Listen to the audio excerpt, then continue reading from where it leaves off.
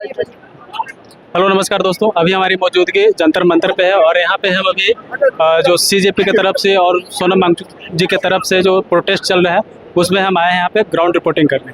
तो अभी हमारे साथ एक मैडम है, इनसे हम बात करेंगे और यहाँ का जो हाल चाल अभी है वर्तमान में वो हम जानने का प्रयास करेंगे। मैम, आपका शुभ नाम क्या हो? वैष्णवी। वैष्णवी जी, हमारे चैनल पे आपका स्वागत। धन्यवाद। मैम, अभी यहाँ पे क्या चल रहा है? प्रोटेस्ट। अच्छा, तो धर्मेंद्र प्रधान जी जो है शिक्षा मंत्री भारत के, अभी तक इस्तीफा नहीं दिए, इसके बारे में आप क्या बोलना चाहिए? ये उनका कॉन्शियस है, ये उनकी खुद का एक अंदर का इंसान होता है ना, ज़मीर, ये उनका है। इस पे यहाँ पे तो लोग मांग ही रहे हैं ना उनका इस्तीफा। अगर उनका ज़मीर ये बोलता, लास्ट गवर्नमेंट्स ने भी दिया, ऐसा नहीं है गलती किसी से नहीं होती है, हर किसी से गलती होती है। इफ़ यू नो दैट मेरे सिस्टम में गलती है और मैं इसे सही नहीं कर पा रहा हूँ, ऐसा नहीं है कि पहली बार लीक हुआ है। मैंने नीट दिया है, 24 का नीट लीक हुआ, 25 का नीट लीक हुआ, 26 का नीट लीक हो रहा है, एक बार नहीं 2 बार 3, ठीक है। और नीट लीक होने के बाद जब यहाँ पे प्रोटेस्ट चल रहा है, नेट लीक हुआ, मैंने नेट दिया है, ठीक है। अच्छा, आप दे चुके हैं? मैं बहुत आगे, मैंने सारे paper NEET, CUET, PG, NET सब दे दिया। आप ये देखो कि जब नीट की हम लीक की बात करें उतने में नेट लीक हो गया। कौन सा, आप एंट्रेंस एग्जाम छोड़ दो, जॉब के एग्जाम, SSC का एग्जाम लीक हो रहा है, CGL का एग्जाम लीक हो रहा है, उसके लिए आपको पोस्टपोन करनी पड़ रही है। एक बार गलती होती, ठीक है, इंसान सुधारने की कोशिश करता है, माँ बाप को खुद को या किसी को भी देखो, अगर हमारा बच्चा गलती करता है, हम उसे एक बार सुधारने की कोशिश करते, नहीं मानता है तो हम फिर उसको, ठीक है, काउंसलिंग कुछ करते हैं। You know that your system is not that much leak proof. तो अब आप बोलो ना कि हाँ मेरे से सही नहीं हो रहा है, कोई और आके कर दे। उतनी अकाउंटेबिलिटी हर इंसान को हम घर में भी लेते हैं, हम अपनी जॉब्स में भी लेते हैं, तो हमें सिस्टम में भी लेनी पड़ेगी। क्या मैम, आपको क्या लगता है कि मतलब जो अभी वर्तमान में जो एनडीए की सरकार चल रही है, बीजेपी की जो सरकार है, तानाशाही रवैया है? ये देखो, हर किसी चीज़ का एक डायमेंशन नहीं होता है कि मैं सिर्फ इस बात पे उनको तानाशाही बोल दूं या किसी भी चीज़ पे। आप ऐसे बोलोगे, तानाशाही वाला word we also use for Congress, for honourable Indira Gandhi ji जब इमरजेंसी हुई थी, बट उनकी पूरी सरकार तानाशाही नहीं, हम ऐसे नहीं बोल सकते। सिर्फ एक चीज़ की वजह से आप तानाशाही बोल दो, नहीं, बहुत सारे डायमेंशन है, ऐसा नहीं है। हाँ, बहुत सारी चीज़ें हैं जो तानाशाही जैसी। आज जब आपका यूथ बहुत परसेंट यूथ यहाँ पे है, तो आपको जवाबदेही के लिए आना चाहिए। आप नहीं आ सकते हो, आप ऑनलाइन बात करो, आजकल तो ऑनलाइन भी चीज़ें हैं। आपको लगता है आपकी सिक्योरिटी उसमें है, तो आप ऑनलाइन बात कर लो। जो यहाँ पे कुछ परसेंट लोग हैं, आप उनको अपने पास बुला लो। क्या आपको नहीं लगता है कि दिल्ली पुलिस की तरफ से जो कार्रवाई किया गया है सोनम वांगचुक को लेकर के, ये सही है या गलत? दिल्ली गवर्नमेंट अपने आप डिसीजन ले रही है।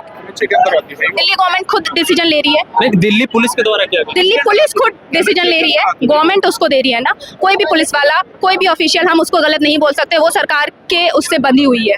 मैं गवर्नमेंट में काम करूंगी ना, मेरे पास कोई गवर्नमेंट जॉब होगी, मुझे 10 बार सुननी पड़ेगी, मैं इंडिपेंडेंट नहीं होंगी। तो हम उनको, ठीक है, वो उनके ऊपर अगर ऊपर से ऑर्डर आएगा उनको करना पड़ेगा। ये उनकी ह्यूमैनिटी है कि फिर भी उनमें से कुछ लोग फिर भी बता रहे हैं कि ऐसा होने वाला है या कुछ होने वाला है, तो उन सब में ह्यूमैनिटी है। बट हर किसी को अपनी सैलरी, अपने बच्चे, अपना परिवार सबको प्यारा है। आज जॉब्स नहीं मिल रही हैं, वो मना कर दे कि नहीं हम नहीं कर रहे हैं जॉब से। कितना इजी है जॉब से निकालना आज के टाइम में। गवर्नमेंट जॉब की भी अकाउंटेबिलिटी नहीं रह गई है, वो आपको कुछ भी XYZ लगा के निकाल देंगे। तो वो उनकी मजबूरी है कि गवर्नमेंट में है तो उनको सुनना पड़ेगा, और they are right on their part. एक धर्म होता है, एक कर्म होता है, तो वो अपने कर्म को कर रहे हैं। क्या आपको लगता है मैम कि प्रोटेस्ट से कुछ रिजल्ट पॉजिटिव आने वाला है? वो कल देख लेंगे। या अगर देखिए, अगर गवर्नमेंट अकाउंटेबिलिटी दे देती है, ऑब्वियसली पॉजिटिव है। नहीं देगी तो हम उसको नेगेटिव नहीं बोलेंगे, ऑब्वियसली हमें और आगे जाना पड़ेगा। एक चीज़ एक जगह खत्म नहीं हो जाती है जब तक उसका रिजल्ट नहीं मिलता है। गांधी जी को भी एक बार प्रोटेस्ट करने में फ्रीडम नहीं मिल गई थी, बिल्कुल। कितने सारे प्रोटेस्ट करे गए थे, कितनी सारी मूवमेंट्स करी गई थी। एक बार ब्रिटिशर्स नहीं माने, 2 बार नहीं माने, तो इसका मतलब ये थोड़ी ना था कि हमारी मेहनत नेगेटिव हो गई। नहीं, मे बी उस मेहनत करने में वो चीज़ कमी रह गई, और मेहनत कर लेंगे। एक बार पेपर नहीं निकलता, हमारी मेहनत कम हो गई, और मेहनत कर लेंगे। बट चीज़ें ट्रांसपेरेंट होनी चाहिए ना। बच्चा मेहनत करता जा रहा है पर उधर देखो पेपर ही लीक हो रहा है, तो वो मेहनत फिर किस काम की? पूरा बेकार। आप अकाउंटेबिलिटी दो। हम ये नहीं बोल रहे कि गलती नहीं होती है भैया, हर किसी से गलती होती है, बट उस गलती को मानना और फिर सुधारना, ये सबसे बड़ी बात है। और this government is not on going on that path. Sir basically थोड़ा सा अहंकार है।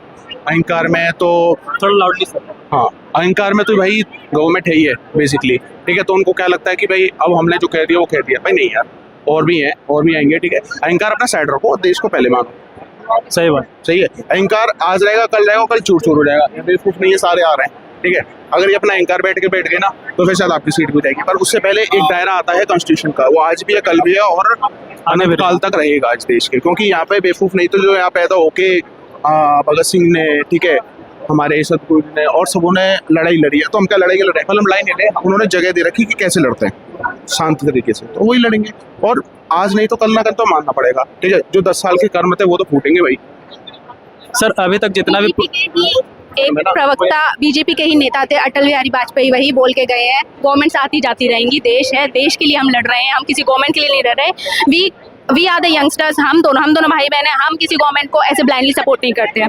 हम उस एज ग्रुप के जिसने आज तक ना ही कांग्रेस को वोट डाला है ना ही बीजेपी को वोट डाला है, तो हमने अभी तक वोट नहीं डाला है। अब हमारे पास वोटिंग राइट आया है, ठीक है। तो हमें कोई ये नहीं बोलता था कि नहीं आप कांग्रेस सपोर्टर हो, आप इसलिए यहाँ पे, आप बीजेपी सपोर्टर नहीं हो, आप उसके अगेंस्ट नहीं। गवर्नमेंट्स को हम चुनते हैं, नेताओं को हम चुनते हैं, किसके लिए, हमारे देश के लिए, हमारे लिए। तो गवर्नमेंट्स का आना जाना लगा रहेगा। यहाँ पे जितने लोग हैं या फिर जो इसको अगेंस्ट में बोल रहे हैं, उनको ये समझना चाहिए कि हम इस धरती के लिए हैं, ये धरती हमारी, हमें इसके लिए खड़े होना है, यहाँ के लोगों के लिए खड़े होना। लेकिन सरकार तो बोल रही है कि रीनीट करवा करके हमने तो रिजल्ट सही तरीके से करवा लिया। आपने देखा, आपने न्यूज़ देखी, मुझे नहीं पता, बट बहुत सारे बच्चों के मार्क्स कुछ और थे और कुछ और आए उनके आंसर शीट पे। हाँ, ऐसा देखने को मिला।